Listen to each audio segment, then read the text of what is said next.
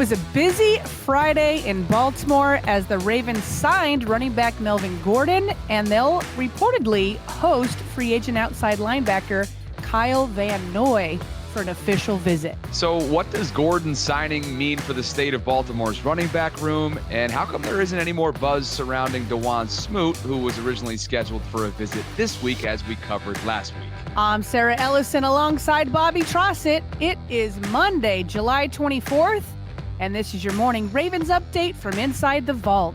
So, being that it's officially training camp week in Baltimore, we're going to run you through the list of players set to start on PUP, the physically unable to perform list, and that's including a status update on wide receiver Rashod Bateman. Plus, how OBJ's already getting involved in the local community, and some movement on the Marcus Peters free agency front. Yeah, we have all that and more coming up. Thanks for waking up with the Morning Vault, where you get the most important Ravens news and our opinions in about 30 minutes.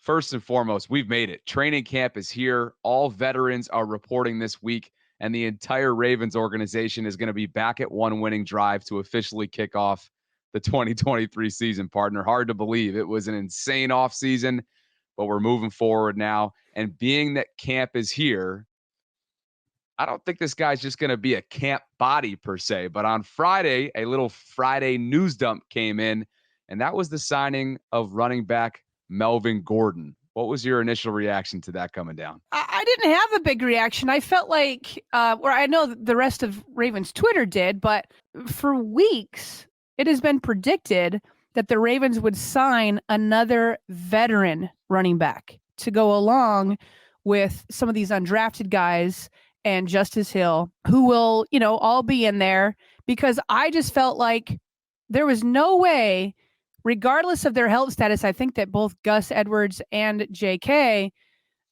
even if they were 100% healthy, I just feel like the Ravens weren't going to throw them in. So if you're going to do that, but you don't, and you have all these undrafted rookies, you do need a veteran in there. And so I felt like Melvin Gordon was is a perfectly fine guy to do that. Now, I think what threw people off was Adam Schefter's report, because he said that Melvin Gordon was going to make up to $3.1 million. And a lot of times people don't know what the up to means. Bobby, that could very well just be the veteran minimum. And then if he actually, if somebody gets hurt and then he actually plays and plays a lot, then then he might be worth $3.1 million. But I guarantee he would have to hit a lot of standards, like including snaps and touchdowns and yards and all that kind of stuff. So we don't know how much he's actually going to be paid. And to be honest, I don't think that he's a roster lock at this point, because if JK and Gus Edwards are basically healthy and you've got Justice Hill, I could see Melvin Gordon being maybe a practice squad guy, because that's how he ended last year with the Kansas City Chiefs. I'm sure that contract is probably, there's benchmarks in place incentive wise. And if he ends up playing and God forbid there's some sort of injury, to your point, and he's able to hit those benchmarks, then to Schefter's original tweet, maybe he does end up getting to that number. Let's hope that's not the case. And our girl Josina Anderson tweeted out before the weekend that her understanding is that both J.K. Dobbins and Gus Edwards are currently expected to be full speed. And she says the signing of Melvin is just to add another talented player to the roster. Now, he has had some issues in the ball security department in recent years. Over his last 3 seasons, he's amassed over 500 carries, by the way, just in terms of sample size here. He's fumbled 12 times, and he's averaging 4.2 yards per carry. So not a crazy number. I mean, just to kind of compare, Gus has 501 career carries, and he's averaging 5.2 yards per carry, and he just has 4 career fumbles. So there is a little bit of a difference there for sure. And we know Harbs is going to have a short leash on him if Melvin ends up playing, because he is not a fumble guy. He is a ball security guy. But I guess my first reaction to this, and we had a quick text about it on Friday, I essentially asked you, gut reaction, do you think that a potential, even though he's reported, but given what happened during mandatory minicamp, and it was described to us as a hold-in, according to Ian Rappaport, do you think that a similar type of situation, especially knowing that there was a running back sort of committee that was put together this past weekend for a Zoom call, according to Dov Kleiman. Many running backs kind of got together virtually to talk about what's taken place in the market over this offseason, and they want to figure out a plan moving forward. It doesn't look like there's anything that concrete came from that, but being that JK was involved in that, could you see a scenario of the front office knowing that some sort of activity from JK could be coming throughout camp, and the Gordon signing could be a direct correlation with that? I need to understand your question better. Do I think that Gordon is a direct correlation to a potential hold-in or JK's injury? I'm operating under the assumption that JK, like Josina said, is a full go. So I guess to be more clear, do you think that this could be, again, not a holdout per se, but JK, especially given what the conversations that could be taking place behind closed doors right now among these running backs around the league, do you think that they could be bracing for something in terms of a lack of involvement throughout camp from JK? If JK's really holding in, are people suggesting that the Ravens are helping him hold in by putting him on the PUP list? Make that make sense. Like if he's healthy. That. Who suggested that? Well, you kind of are in a roundabout way, but I don't think you realize it. And many others. So what I'm saying is if there's a hold in, they're not putting him on the PUP because he's going to hold in. I guess that's what I'm saying. Like everybody's like, okay, so first the Melvin Gordon signing comes in. Everybody's like, okay, is there a hold in? I put out a long tweet that says, I guess he could hold in during training camp, I guess, but he cannot hold in during the season. And I texted that to you too. That would kill his market. Running backs are already not getting paid. The path to getting paid is not having 2 injury-marred seasons and then holding in or holding out or whatever you want to do the third season. He has to play, and he has to play well if he even wants to have the quote-unquote problem that Saquon Barkley and some of the others are having. Saquon balled out, okay? So that's why he has this problem of like not getting more than what he thinks is deserved, and I think the Giants offered him somewhere close to $10 million, something like that, a year. So then I put that tweet out, and then it gets discovered that Dobbins is on the PUP. So then people are like, oh no, he's definitely holding in because it's been 2 years. Well, why would the Ravens put him on PUP if he's 100% healthy and they're not taking a cautious approach? That's what I think is happening. I think they're taking a cautious approach. So plenty of people thought, okay, well, now that he's on PUP, that's for sure a hold in because it's been 2 years. But then that would just be the Ravens helping him hold in. So I think what's happening is they're just taking a cautious approach with a running back who got hurt when they played him in the preseason, and they're just going to slowly move him in. So let me backtrack. Maybe you aren't implying that, but that's what I kind of got from a lot of tweets. It's like, oh, for sure he's holding in when the PUP list came out. And I'm like, that doesn't make sense, though. That make sense. The Ravens aren't going to give him a helping hand with that. So either he's injured or he's healthy. I think he's close to 100, and I think they're going to take a cautious approach. If he holds in, that's independent on which one of these lists he's on. Sure. I think that synopsis would match up with the way that Harbaugh handled his media obligations during minicamp. Remember when Jeff Zaribek tweeted that JK was dealing with a soft tissue setback, and that's kind of what at one point throughout minicamp, until we figured out about the holding and whatnot, that's what we thought was sidelining him. But then Harbs got up at the podium and kind of said, there was a little bit of mixed messaging from my understanding there. So I guess that would match up with it. But no, I'm certainly not implying that he's at the top of the PUP list. That's the reality of it. I'm a little bit confused coming off the mandatory minicamp media sessions from Harbaugh. It really seemed like they were not on the same page, and that's kind of what I'm getting. No, I totally agree with that. So coming out of minicamp with them seemingly not on the same page, I think that more than anything gives credence into like a potential hold-in. But again, he can only do it for so long, or he's going to ruin himself in his chances of getting paid. And so I do think that Harbaugh will probably be at podium. I think he usually goes up even the day before camp. I can't remember, but whether it's Tuesday or Wednesday or Monday, that is going to be one of the questions for Harbaugh for sure. Oh, absolutely. So again, this will not be the last time we address this topic, and it'll probably be the biggest topic heading into training camp later this week. Last week, we heard about Dawuane Smoot, the free agent defensive end who the Ravens were reportedly set to host this week. That visit will be no longer. He is re-signing with the Jacksonville Jaguars. But also on Friday, we found out through some various reports that Kyle Van Noy, like you mentioned at the top, free agent outside linebacker, he's going to be brought in for a visit this week. He's won a couple Super Bowl titles with the Patriots. He was last with the Chargers in 2022, last season. Guy's got a ton of productivity over his years in the NFL. He's a veteran now. He is 32. He'll turn 33 next March.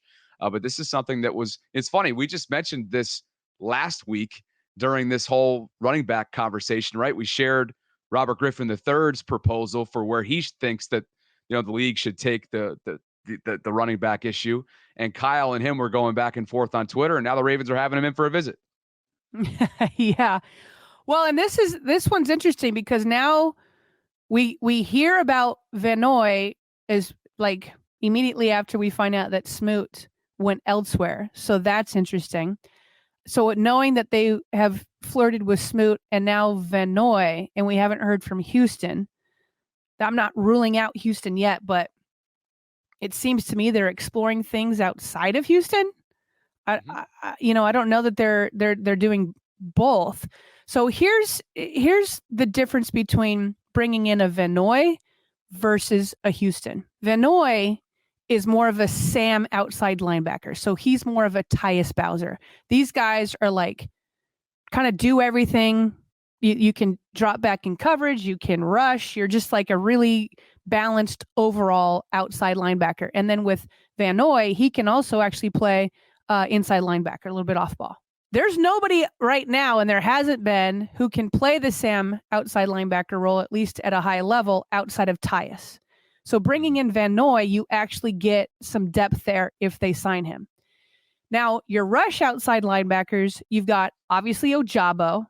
Then you've got Odafe had to play a little bit of that Sam. But if you brought in Van Noy, now you're able to keep Odafe, keep him at rush outside linebacker. And then the Ravens just got Tavius Robinson. Yep. Yeah. So the thing is if you bring in Houston, you've now got 4 rush outside linebackers to the one with Tyus. And by the way, we're about to get to the injuries. Tyus is one that I'm very interested in, but we'll get to that in a minute. So you'd have 1 Sam and then 4 rush. And then you could kind of get the rush guys to do some of the Sam things. That's if you bring in Houston. But then you have a more, rounded out group if you have Van Noy and Tyus and then Ojabo, Odafe, and Tavius. So Houston will bring you more sacks. He had 9 last year, 9.5. Van Noy has had 5 in each of his last 4 seasons, but again, he can do everything. So you'd have a more balanced outside linebacker room with Van Noy. You'd have more insurance with Houston, but if you feel really good about Ojabo and Odafe, but also nervous about Tyus, who's been dealing with the knee, then you want to bring in Van Noy. And you're bringing in a winner, right? Yeah. He's a winner. Yeah. He's a straight up winner. So I know he's 32, but he's a winner, and that says something. So that was sort of Friday in terms of movement, interest, a signing, a visit, a fall through, right, with Smoot re-signing with Jacksonville. Also on Friday, to go to your tweet here, the Ravens announced a bunch of different transactions heading into training camp. We've already mentioned a couple of them. Tyus Bowser was placed on the non-football injury list, which we will learn more about later this week. And on the PUP list, which is the physically unable to perform list, of course, it's headlined by J.K. Dobbins. Patrick Ricard is on that list with off-season hip surgery. Pepe Williams, Rashad Nichols, and Mike Thomas round out that list. We did learn on Friday that the reserve did not report list included Rashod Bateman, but since then, he's been activated. He's ready to roll. What do you want to talk about from that list specifically? All right. Well, first of all, I want to say this, generally speaking, is a really nice list.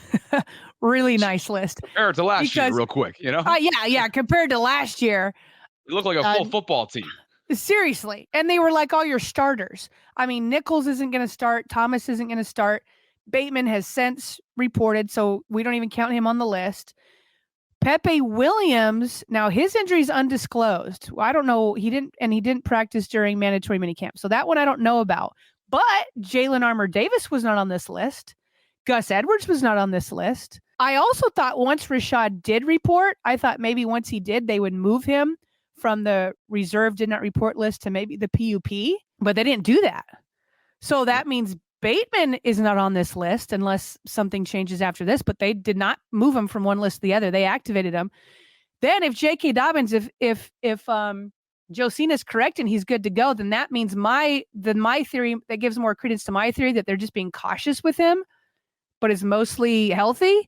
So then that's good. So that really just leaves you Patrick Ricard, who is coming off of hip surgery. No Ronnie, no Kyle Hamilton, who had a minor procedure earlier this offseason, which we talked about. So yeah, this compared to last year, this is night and day. Sunshines and rainbows. Yeah, sunshine and rainbows, but the only thing I would say for sure, sunshine and rainbows, the only thing that's making me nervous is this Tyus Bowser stuff. Now, this may not be much, but I definitely want answers to this. I'm sure Harbaugh will be asked. Remember, nobody knew anything. Like, there was no reason for Tyus Bowser to not be practicing during minicamp. And then he said, so they asked Harbaugh. Harbaugh said he had a knee flare-up. Well, now he's on the non-football injury list. So that typically means it didn't happen while working out with the Ravens. So something may have happened outside of football. Now, sometimes it means like Ojabo was on that list last year, but that didn't happen with the Ravens. It happened, but we knew where it happened. It happened at his pro day. So stuff like that. So something may have happened away from the Ravens. Then all of a sudden you're getting Van Noy. So I don't know if they're just doing that because you want to have more balance, like I explained, or if there's something more serious with Tyus. A knee flare-up, would that put him on that list if he just had a flare-up several weeks ago that prevented him from minicamp? So I'm very interested to see if there's anything more serious there. But outside of that, it's a really nice list to have. Okay, let's shift gears to the Mount Rushmore conversation. Ravens Productions recently put out this exercise where several players were asked for their Mount Rushmore, all-time Baltimore Ravens throughout the franchise's existence. So I guess we should probably start with you as the former employee, and I will react to that and also give you mine. So who are your four? Well, first of all, if you watch the video, the players were having a tough time coming up with four. And you know what? The more years that the Ravens are in existence, the tougher it's going to get. So yeah, I thought it'd be fun if we just joined in this conversation and gave our list. So first of all, I want to give this caveat. For my Mount Rushmore, I'm doing Mount Rushmore players. I'm not going to include front office or coaches because if I did, I feel like Ozzie would have to be a part of it, a big part of it, and maybe even Harbaugh would have to be in the discussion. So this is players only. Okay. Easy ones for me are Ray and Ed. Very easy. Agreed. Okay. So then one that I feel like has to be in there, but not everybody has him in there. I feel like Joe Flacco has to be in there. Oh, wow. Because okay. I feel like the Ravens would not have gotten their second Super Bowl ring without Joe Flacco. Whereas like the first Super Bowl ring, I don't think that was the case with Dilfer. And so like that year with Dilfer, the defense was literally historic. Mm-hmm. Whereas like the year of Joe, I'm pretty sure the defense ranked like number 15 that year. And yeah, they went through a lot of injuries, but he was beating Joe Montana. I think he had like 14 touchdowns to, was it 1 interception, 0, something crazy like that. I mean, he went on a historic postseason run. And so I feel like I have to put Joe in there until somebody else can come along and knock him off from that. So that leaves me for my fourth spot. I feel like I'm choosing between J.O., Lamar, Suggs, and Yonda. Lamar, I think eventually is going to be on this Mount Rushmore. He's into his second contract, so he may be pushing somebody off. I'm not going to do it just yet. To me, it comes down to J.O. and Suggs. J.O.'s a Hall of Famer. Suggs a potential future Hall of Famer. I don't know why, because this is not one of those, hey, you're young and you didn't watch J.O. I knew J.O. I covered J.O.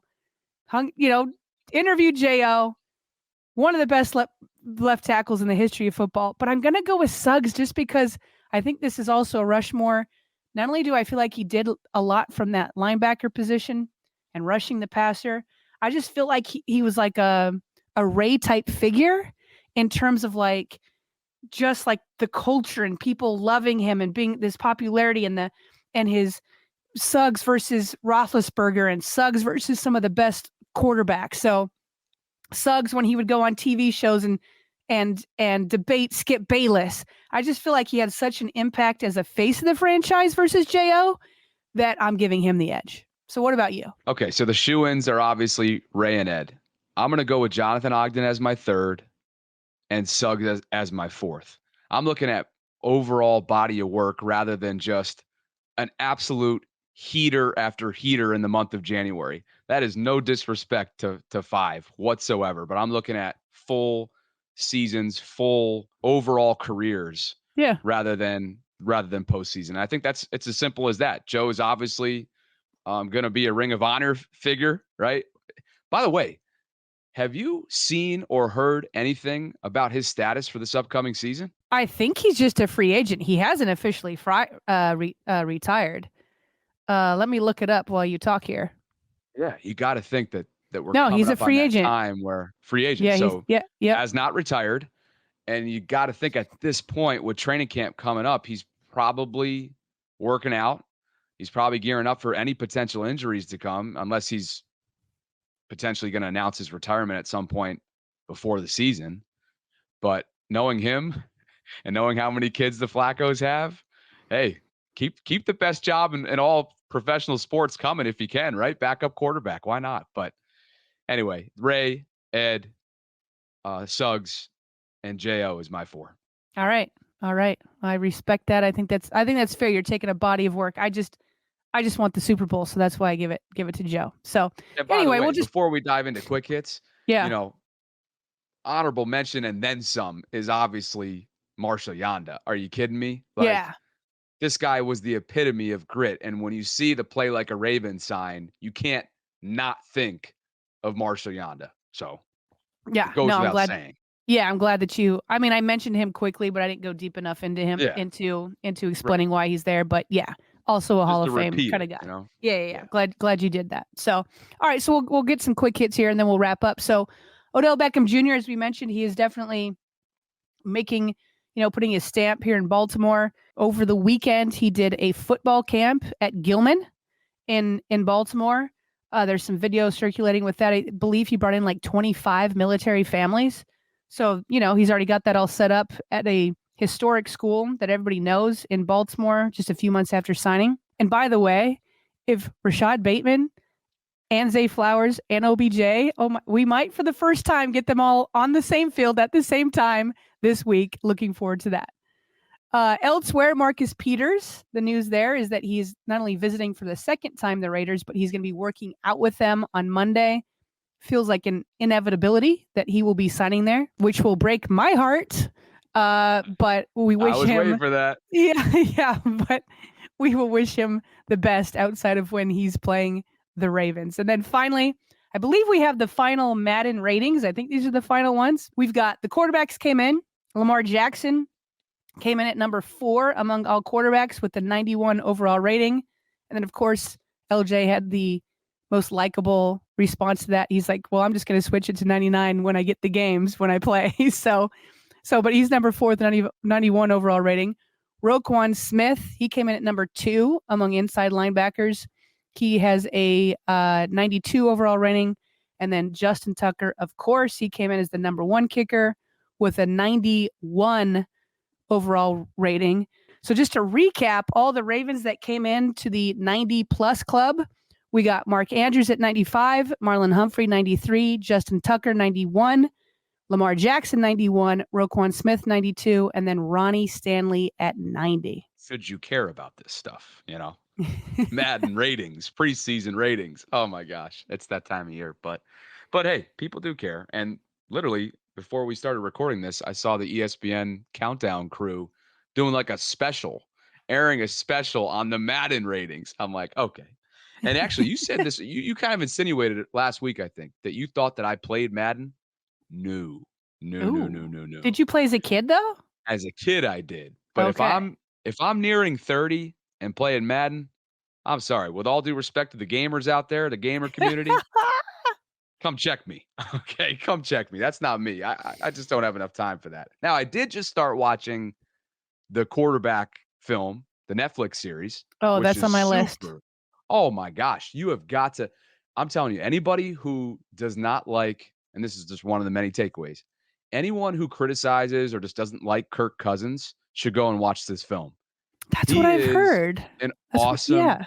awesome family man, a great dude, committed, man of faith. You would love that. I can't wait to trade takeaways with you when you do end up watching it. We should honestly do a segment on it because the access that these players, Marcus Mariota, Mahomes, and Kirk, give Netflix is second to none. This is like unprecedented stuff. They had cameras with them all throughout last year through the trials and tribulations, the peaks and valleys of a football season. It was really something. Obviously, Patrick's ended in glory. Mariota's ended with him not even being the starting quarterback, and Kirk's was heartbreaking the playoffs. So it's really, really good. And honestly, I commend those guys because having cameras on you essentially throughout an entire season, which they already do on a daily basis as it is, but then for a doc film, it's pretty cool. So go check that out if you haven't already. Some housekeeping before we jump as well. Obviously, we're gearing up on training camp. We will be live the night of opening day, essentially, for open training camp on July 26th. So be on the lookout for some live stream information. We're aiming for around 7 o'clock Eastern on Wednesday, the 26th. Go check out one of our interviews from over the weekend with rookie tackle Big Salah, as he likes to fondly refer to himself as, or Salah the Beast, or I don't know, Salah the Mauler. We had like 15 different nicknames, Sarah. Which one did you Salah the like again? I Mala. forget. Salah the Mala. That's what I like. Oh, see, I like Mauler though, because he's mauling guys, but we'll go But with whatever that's he what it gave us. means, though. It's like Mahler, but you're just taking off the ER and saying Mala to match Oh. Salah. Oh, I got you. Okay. Yeah. A little slow over here today, but perfect. Go check that out if you haven't already. And we wanted to shout out, as always, a few of our returning patrons who are supporting our YouTube efforts, our audio-only shows, and everything we do here inside the vault. So Lisa Schaffner and Lisa and Bryant Mason, we appreciate all three of you guys for believing in what we're building. And if you're interested in doing the same, you can do so by checking out what we're offering on patreon.com/Ravens Vault podcast. So for my co-host, Sarah Ellison, I'm signing off. I'm Bobby Trossett from this Monday morning edition here inside the vault. Busy week, lots going on, and we are gearing up and inching closer and closer to the start of the 2023 season. Thanks for being with us.